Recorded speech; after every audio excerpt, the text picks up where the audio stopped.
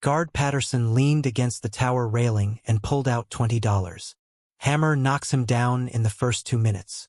Guard Miller shook his head. You're crazy. Ali's the heavyweight champion of the world. Hammer's just a prison fighter. Hammer's undefeated in here for 6 years. 43 wins. Against men who actually fight, not dance. Ali fought Sonny Liston. Fought Floyd Patterson. Fought the best. 7 years ago, Patterson interrupted. And now? Now he's been out of the ring for 2 years. Refusing to fight. Doing speeches. Growing soft. While Hammer's been fighting every month. Staying sharp. Staying hungry. Below them, Muhammad Ali climbed into the makeshift ring. Waving to the crowd. Smiling. Looking like this was just another publicity stop. $20 says Hammer exposes him, Patterson said. Shows everyone that the champions all talk now. Miller pulled out his own 20. I'll take that bet. Ali's too smart. Too experienced. He'll make Hammer look like an amateur. We'll see. Patterson looked at the other guards gathering in the tower. Anyone else want in? 5 more guards pulled out money. Most betting on Hammer. 1 betting on Ali. What's the over-under on how long before we intervene? Someone asked. Patterson thought about it. Depends what the warden wants. He's the one who set this up. Put Ali's exhibition at the same time as Hammer's rec hour. Made sure Hammer knew Ali was coming. Made sure Ali signed that waiver. The warden wants something to happen. The warden wants to know if Ali's principles are real. If refusing to fight Vietnam means he won't fight, period. Or if he's still a fighter underneath all that talk. That's messed up. That's reality. Patterson watched Ali shadowboxing in the ring. You can talk about peace all you want, but in here we deal with violence every day. And we want to know if the man preaching nonviolence can actually back it up when someone swings at him, or if it's just performance for the cameras. Below, the warden signaled to Marcus Williams. Time to enter the ring. The guards leaned forward, money in hand, radios on their belts, ready to watch but not intervene. Not unless someone was actually dying. 2 minutes, Patterson said. That's how long before Hammer hurts him. 10 minutes, Miller countered. That's how long Ali dances before Hammer realizes he's outclassed. The bell rang, and 7 guards in a tower watched a test they'd orchestrated, a test that 200 inmates thought was entertainment, a test that Muhammad Ali thought was charity. But was really a question that had been waiting 2 years for an answer. Was Muhammad Ali still a fighter? Or had refusing to fight made him something else entirely? February 14, 1969. Leavenworth Federal Prison, Kansas. The temperature was 19 degrees. The kind of cold that made concrete feel like ice and metal stick to skin. But 200 men stood in the yard without coats, without gloves, without caring about the cold. Because Muhammad Ali was in their prison. The greatest boxer in the world. The man who'd beaten Sonny Liston. The man who'd refused to go to Vietnam. The man who'd given up everything, his title, his money, his freedom, because he wouldn't compromise his beliefs. And now he was here, in Leavenworth, to give them something they didn't have, hope. Ali danced in the makeshift ring. Not a real ring, just 4 metal poles. Ropes borrowed from maintenance. Canvas over wooden pallets. But it was enough. Who wants to dance with the greatest? Ali called out, his breath visible in the cold air. Hands shot up. Dozens. Men shouting. Desperate for their moment. The guards selected someone. Young guy. Nervous. First-timer. Perfect for an exhibition. Round 1 started. Ali moved like water. Slipped punches that weren't really thrown. Landed jabs that didn't really land. Made the nervous kid look good. Made him smile. Made him feel like he'd just sparred with greatness. The crowd loved it. Cheering. Laughing. For 3 minutes, Leavenworth Federal Prison wasn't a cage. It was an arena. The bell rang. Round 1 done. In the tower, Guard Patterson checked his watch. 1 round down. Let's see what happens now. Below, the warden approached the ring. Whispered to the guard at the ropes. The guard nodded. Looked at the crowd.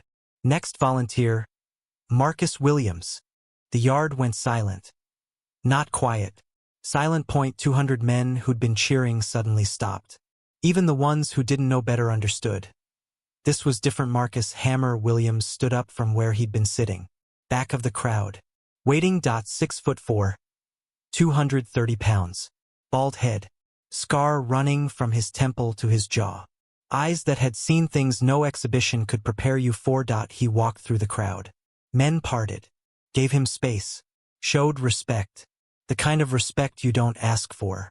You earn it, with years, with violence, with being the man nobody wanted to test. Ali watched him approach.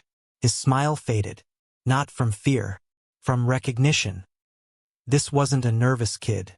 This was a fighter. Angelo Dundee appeared at the ropes. Ali's trainer, his friend, the man who'd been in his corner for every fight that mattered. "Mohammed," Angelo said quietly, "that's not an exhibition opponent. I can see that. So let's stop this. Right now. Tell them you're tired. Tell them you need a break. We can leave." "Can't do that, Angelo. These men are counting on me. These men will understand if you don't spar with their prison champion. That's not what you came here for." Ali looked at Angelo, then at Hammer climbing into the ring, then at the 200 faces watching. "I came here to show them I'm real," Ali said. "That I'm not just talk. That standing for something costs you. And if I walk away now, all they'll remember is that I was scared. You should be scared. Look at him." Ali looked. Hammer was wearing gloves, but not the soft 16-ounce training gloves Ali had on. Hammer wore prison sparring gloves, 12-ounce, thin, hard, the kind that left marks. "He's not here to dance," Angelo warned. "I know. Then don't do this." "I have to." Hammer reached the center of the ring, didn't smile, didn't wave, just stood there, waiting. Ali walked to meet him. They stood face to face, 6 inches apart. Two men from different worlds meeting in a place neither wanted to be. "Mr. Ali," Hammer said quietly, only the men closest could hear. "I wrote you a letter 6 months ago. You ever get it?" "I get a lot of letters. This one asked you a question. Asked what's the difference between your fight and mine. You refused to fight Vietnam. I fought a man in an alley who called me something I won't repeat. You lost your title. I lost my freedom. But somehow your loss made you a hero. And mine made me a prisoner." Ali's eyes softened. "What's your name?" "Marcus. But everyone calls me Hammer." "Marcus, I'm sorry about what happened to you. I'm sorry the system." "I'm not asking for sorry," Hammer interrupted. "I'm asking for truth. I need to know if you're real. If your principles hold up when someone's actually swinging at you. Because in here, we don't have the luxury of principles. We just have survival." Ali understood. This wasn't about boxing. This was about testing whether peace was stronger than violence. Whether conviction was stronger than circumstance. "So here's what's going to happen," Hammer continued. "We're going to spar. 3 rounds. And I'm going to hit you. Really hit you. Not to hurt you, but to test you. To see if the man who preached nonviolence can handle violence when it comes. And if you can take my best and still stand for what you believe, then maybe the rest of us can too." The bell rang. Hammer raised his gloves. And Muhammad Ali understood that this fight wasn't about winning. It was about proving that some things mattered more than winning. Hammer's first punch came fast. Straight right hand, aimed at Ali's face. The kind of punch that says "I'm not playing." Ali slipped it, barely. Felt the air move past his cheek. The crowd roared. Hammer followed with a left hook. Hard, committed, professional. Ali blocked it with his glove. Felt the impact. Felt the difference between exhibition punches and real ones. This was real. Hammer pressed forward, throwing combinations. Not wild, controlled, technical. Someone had taught him how to fight properly. And prison had taught him how to fight mean. Ali moved, backpedaled, used the ring, or what passed for a ring, for metal poles and borrowed ropes. "Dance, Ali!" Someone in the crowd shouted. "Show him the shuffle." But Ali wasn't dancing. He was surviving, staying out of range, letting Hammer tire himself out. Classic Ali strategy. Except Hammer wasn't tiring. Prison fighters don't tire. They fight in 3-minute bursts every day, staying sharp, staying ready, because in prison you never know when the next fight comes. Hammer landed a jab. Not hard, but solid. Found Ali's chin. The crowd exploded. In the tower, Patterson smiled. Told you. 2 minutes and Hammer's already landed. Miller watched nervously, his $20 suddenly feeling like a bad investment. Below, Angelo was shouting, "Move, Muhammad. Use your feet. Don't let him touch you." But Hammer kept coming. Pressure. Constant pressure. The kind of fighting that doesn't come from textbooks. Comes from necessity. From learning that hesitation gets you hurt. Ali threw a jab back. Soft. Testing. Educational. Hammer walked through it like it wasn't there. "You gotta hit me harder than that, Mr. Ali," Hammer said, loud enough for the front rows to hear. "I know you can. I've seen the films. Seen what you did to Liston, to Patterson, to all of them, so don't hold back on me. I didn't come here for charity. I came here for truth." Ali's eyes changed. Something shifted. The performance fell away. The exhibition became something else. He planted his feet. Threw a right hand. Real speed. Real power. The kind that made him champion. It caught Hammer on the shoulder. Pushed him back 2 steps. The crowd's noise changed. From excitement to something primal. Recognition. This wasn't sparring anymore. This was fighting. Hammer smiled. There he is. There's the real Muhammad Ali. He came forward again. Faster now. Committed. Through a combination that forced Ali to actually defend. To actually work. To actually remember what fighting felt like. The bell rang. Round 1 over. Ali went to his corner. Angelo was there with water. With advice. With concern. "He's trying to hurt you," Angelo said. "I know. So stop this. Right now. You proved your point. You showed up. You gave them their show. Now let's go." "Can't." "Why not?" Ali looked at the 200 faces. At their eyes. At what they were really watching. "Because they need to see if principles survive reality," Ali said. "They need to see if refusing to fight makes you weak or strong. And if I walk away now, they'll think it makes you weak. And if he hurts you, then they'll know principles cost something. And maybe that's the lesson they need." The bell rang for round 2. Hammer came out different. More aggressive. Like round 1 was warm-up. Round 2 was message. He threw a left hook that Ali barely saw. Caught him on the temple. Not devastating, but real. The kind that makes your vision blur for a second. Ali's head snapped to the side. The crowd went silent. Then erupted. Half cheering. Half gasping. In the tower, Patterson collected money from 3 guards. "Told you." Hammer's breaking him down. But Miller wasn't watching the betting. He was watching Ali's face. Watching something change in the champion's expression. Not anger. Not fear. Something else. Determination. Ali stopped moving backward. Planted his feet. Let Hammer come to him. And when Hammer threw his next punch, Ali slipped inside. Close range. Too close for Hammer's power to generate. Ali threw 3 body shots. Fast. Precise. The kind that don't look like much but steal your breath. Hammer backed up. "First time all fight." "That's right," Ali said. Loud enough for everyone to hear. "You wanted real? This is real. This is what it means to stand for something. To take the hit and hit back. Not with hate. Not with revenge. But with truth." He threw a combination. Not hard. Not meant to hurt. But meant to show, "I could hurt you if I wanted. But I'm choosing not to." Hammer understood. Through his own combination. Harder. Faster. Testing. Ali blocked most of it. Absorbed the rest. Kept coming. They traded punches for 30 seconds. Real punches. Professional punches. The kind that make trainers nervous and crowds scream. Then Ali stopped. Lowered his gloves. just stood there. Hit me, Ali said. Free shot. Show these men what violence looks like. Hammer froze. What?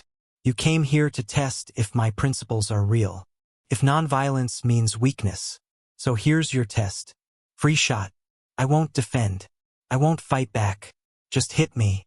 Prove that violence wins. The yard went dead silent. 200 men holding their breath. Hammer stood there, gloves raised. One punch away from proving his point. One punch away from showing that talk is cheap and fists are real. But he didn't throw it. Why not? Ali asked quietly. You got your shot. What's stopping you? Hammer's hands started shaking. Not from fear, from something else. Because, Hammer said, his voice cracking. Because if I hit you now, I prove that violence is the only answer. And if that's true, then I'm stuck here. Forever. Not just in this prison, but in the prison of believing that hitting back is the only way to survive. Tears started rolling down his face. I killed a man, Hammer said, because he said something I couldn't ignore, because I thought my hands were the only answer. And I've been carrying that for 7 years. Carrying the weight of knowing that one punch, one moment of losing control, cost me everything. He lowered his gloves. And here you are, standing in front of me, telling me to take a free shot. And you know what I'm realizing? The strongest thing you can do is not hit back. The bravest thing is choosing principle over power. The bell rang. Round 2 over. But neither man moved. They stood in the center of the ring, face to face. 2 men from different worlds who'd both lost everything. One for fighting, one for refusing to fight. And the 200 men watching understood they'd just witnessed something that had nothing to do with boxing. Angelo climbed into the ring. That's it. We're done. No round 3. But the warden appeared at the ropes. Contract says 3 rounds, Mr. Dundee. Your man signed a waiver. The exhibition continues. This isn't an exhibition anymore. No, the warden agreed. It's something better. It's truth. And these men need to see how it ends. Ali looked at Hammer. 1 more round. Hammer nodded. 1 more. The bell rang for round 3. But this time, neither man threw punches. They moved, danced. Ali showed Hammer footwork. Hammer showed Ali prison fighting techniques. They taught each other, respected each other, gave the crowd something they'd never seen before. 2 fighters choosing not to hurt each other. The crowd erupted, not in bloodlust, in understanding, in witnessing something that transcended violence. That I in the tower. Patterson watched his $20 disappear. But he wasn't thinking about the money anymore. I'll be damned, he whispered.